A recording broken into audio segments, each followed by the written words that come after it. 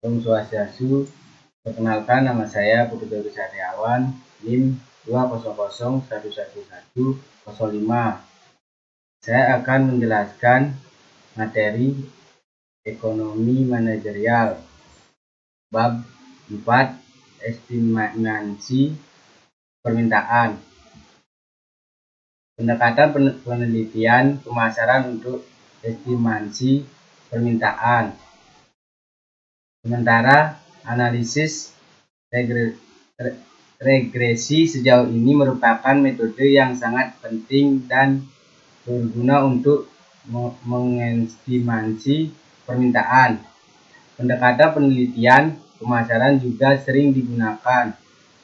Yang paling penting di sini adalah survei konsumen, klinik konsumen, percobaan pasar.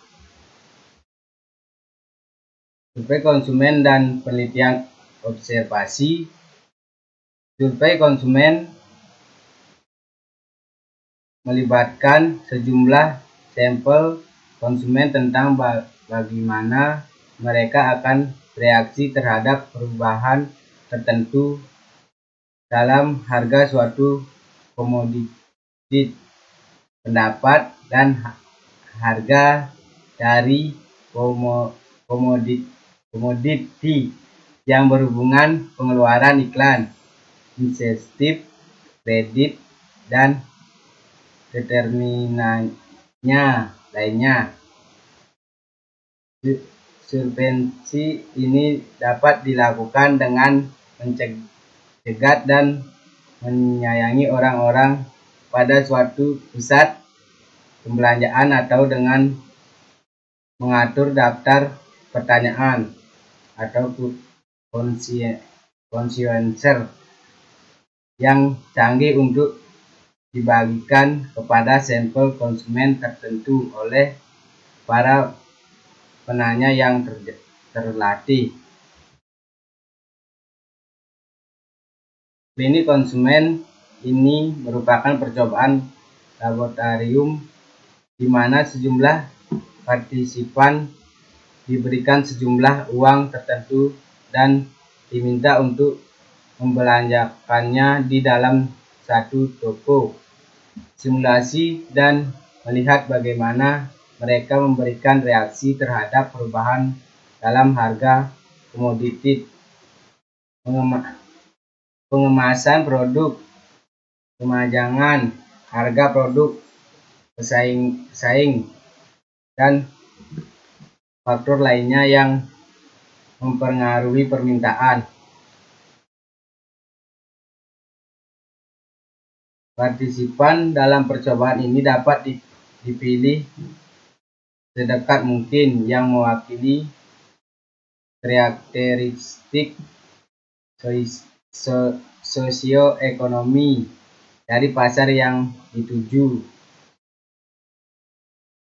Partisipan mempunyai insentif dalam memberi komoditi yang mereka inginkan karena biasanya mereka diizinkan untuk tetap membeli barang tersebut, sehingga klinik konsumen lebih realistis dibandingkan survei konsumen dengan kemampuan untuk mengontrol lingkungan. Klinik konsumen juga menghindari kekurangan dari percobaan pasar yang dapat merusak kejadian yang sesungguhnya. Perkenalkan, nama saya Komang Endika Sriyanti, NIM 200111042. Di sini saya akan melanjutkan presentasi teman saya. Yang pertama yaitu percobaan pasar.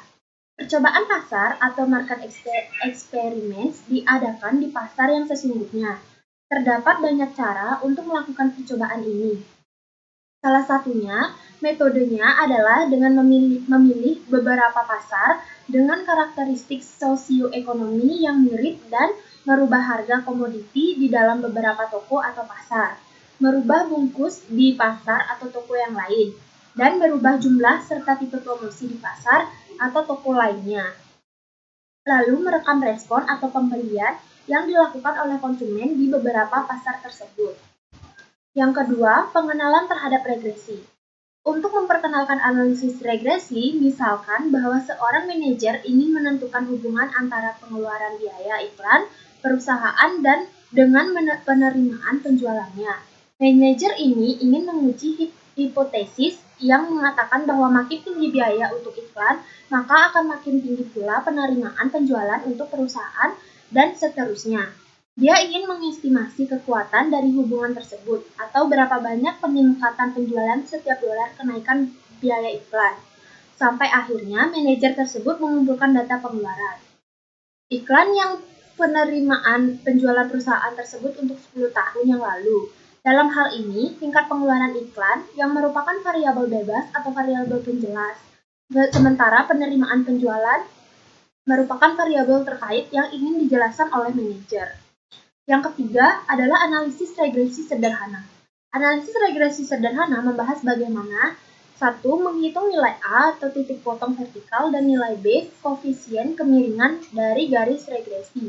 Yang kedua, mengadakan uji keberartian dari estimasi-estimasi parameter.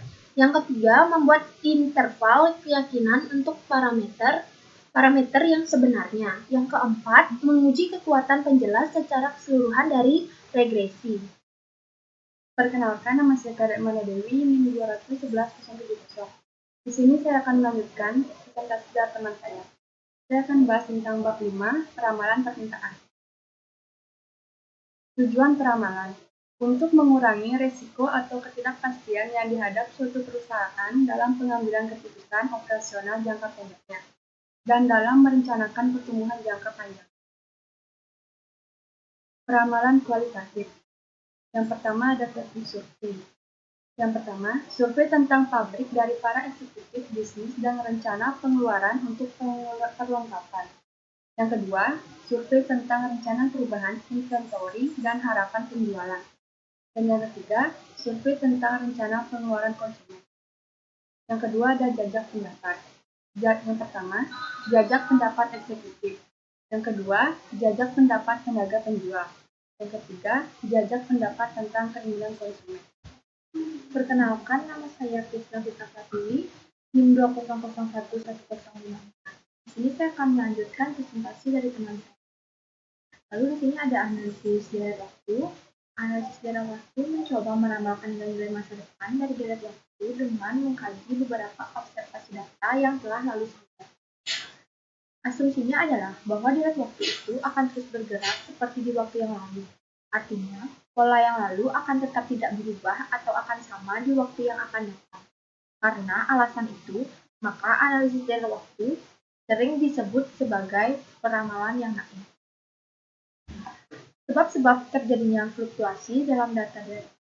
Yang pertama, tren sekular berhubungan dengan peningkatan atau penurunan seri data dalam jangka panjang. Yang kedua, fluktuasi siklis adalah ekspansi dan konstruksi yang utama dalam banyak deret waktu ekonomi yang kelihatan berulang kembali setiap beberapa tahun. Yang ketiga, variasi musiman merujuk kepada fluktuasi yang secara teratur berulang kembali dalam kegiatan ekonomi tiap-tiap tahun.